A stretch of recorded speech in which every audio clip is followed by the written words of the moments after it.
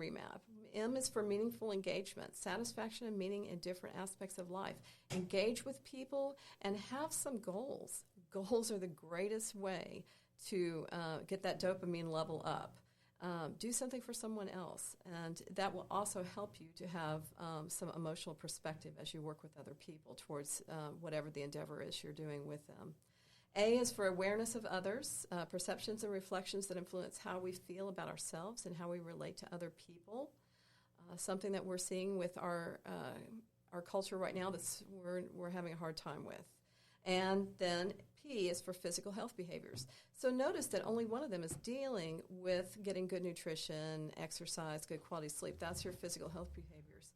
All the rest of this is important too, and it leads to good gut health because you feel safe, and when you feel safe, you are calm, and then you're in that rest and digest mode. That's when your gut health is its best. When you are stressed and isolated, you do not digest well. So think about that. And I think that works very well, the remap. Let's talk about that a little bit. When you're stressed, you do not digest well. Oh yeah, that's well known.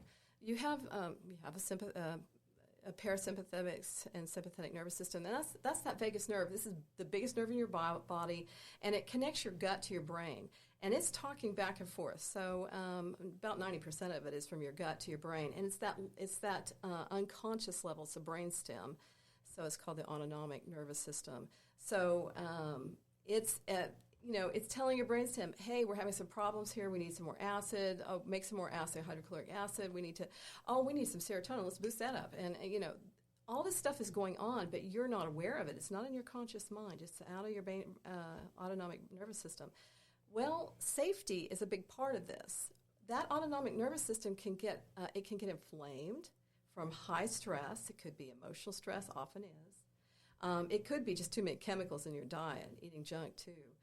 Too much sugar. But it gets stressed, and then it starts dropping information. And then you get brain fog. But you know what it started with? Stress. That's what it started with, some kind of stress. And then you're not really functioning well. If you feel safe, if you relax, then you rest and you digest. I've come, after reading lots and lots of material, I've come to the conclusion the most important thing you can do for digestive health is feel safe. So how does fight, flight, or freeze impact the digestive system? Oh, my goodness. It affects it because what happens when we go into – and people are in it all the time. They never get out of it. They're constantly in fight, flight, or freeze. So they're anxious. They're depressed. They don't know what's happening. Look at a kid that has ADHD. They're always looking at the door. What's going to happen? What's happening all the time? They don't feel safe. And if you're not safe, do you ever digest properly? No, it shuts down your digestion, and you have a brick with whatever you ate. And that creates what we call dysbiosis, and that means that you have a sick gut. So yeah, and then all these other things happen, and do it for years. Don't feel safe, be in fight and flight at a low level all the time, always looking around, always wondering what's going to happen next, not feeling trustworthy of anybody or anything. And what's going to happen is you're just going to have inflammation throughout your body. Give it another 10, 20 years, and then you're going to have autoimmune issues.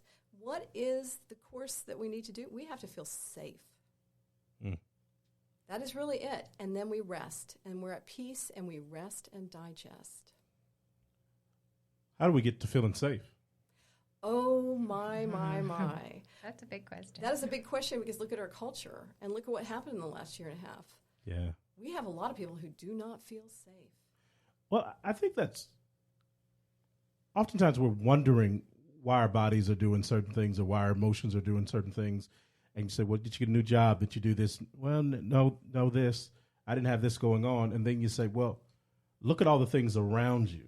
You know, all the things that are on television. What are you watching on TV? What are you absorbing in your body? And you're feeling this stress.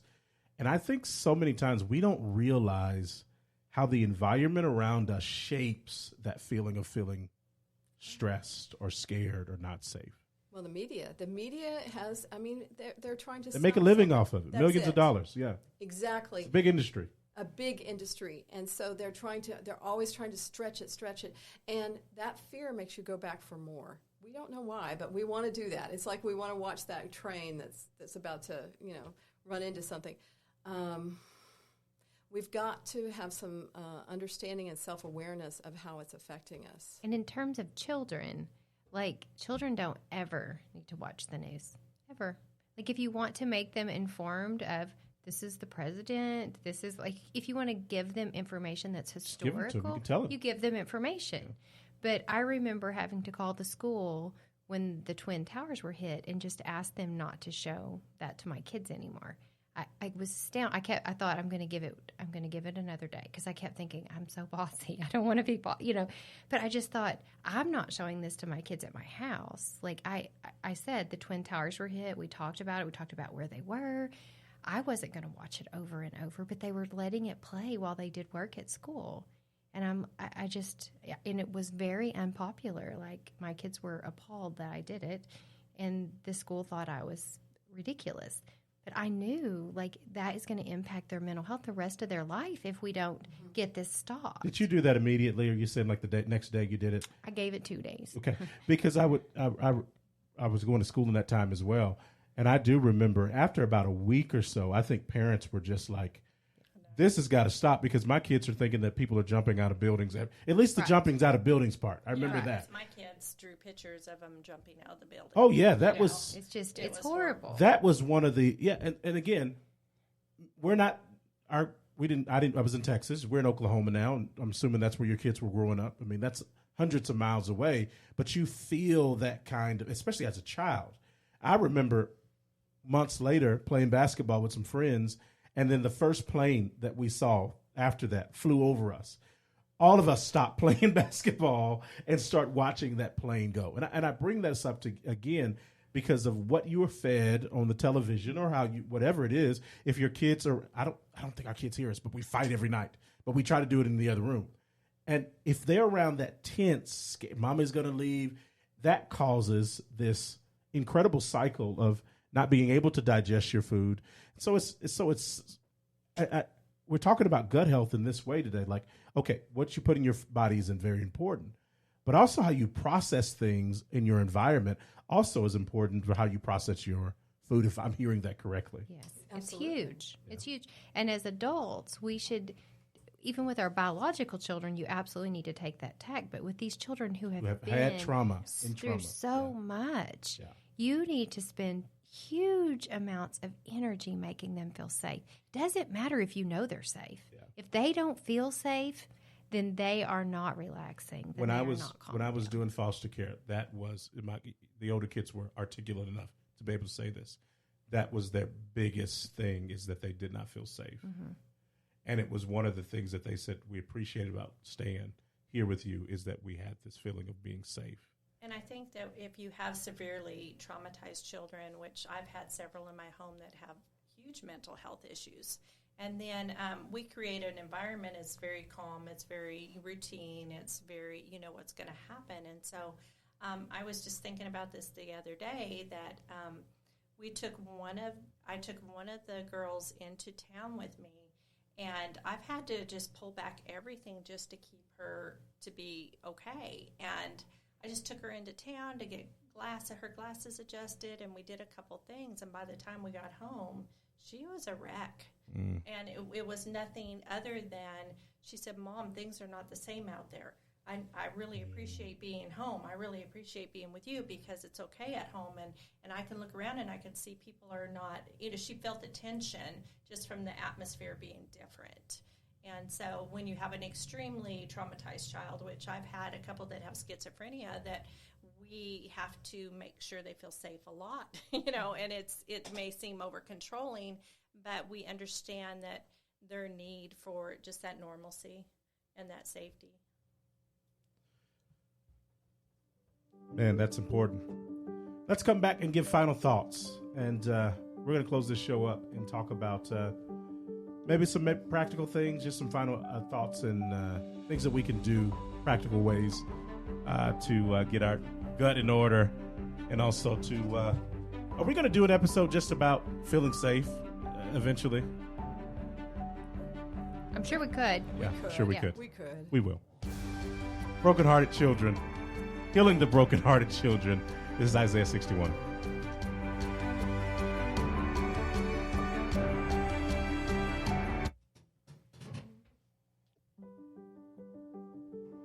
All right, we're back. Isaiah 61 Ministries, healing the brokenhearted child. Again, this is Derrick, and I'm here with Nancy, Gail, and Dana. And so we're going to ask you ladies for some closing thoughts. Gail, what are some closing thoughts that you have concerning today's episode? Well, I just want to say that if you're a parent that is in the trenches with a child that is suffering for some kind of constipation, gut health issues, don't give up.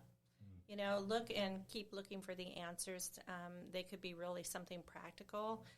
For my little girl, it took a while. I worked for 2 years trying to figure out what would work and then finally found it. And so go to those websites and read the information, read about gut health, invest your time. It's not a lost cause. Don't give up on the child because they really are not trying to just control this. They really are having a problem. And so I just want to encourage you to just hang in there and keep doing the good work. Dana. I just want to talk practical. If you think, what do we need to do now? There's a lot of things you could do. And like Gail said, there's so much information. But increase your water intake. Start just trying to add a fruit here, a vegetable there, just real simple things. And then remember what Nancy said about it. There's in terms of you don't digest if you're in fight, flight, or freeze. The best thing to do with that is lots of hugs, lots of eye contact, the same things we've been talking about in the last few podcasts is to make the child feel loved and safe, and then they're able to digest. So good. Nancy.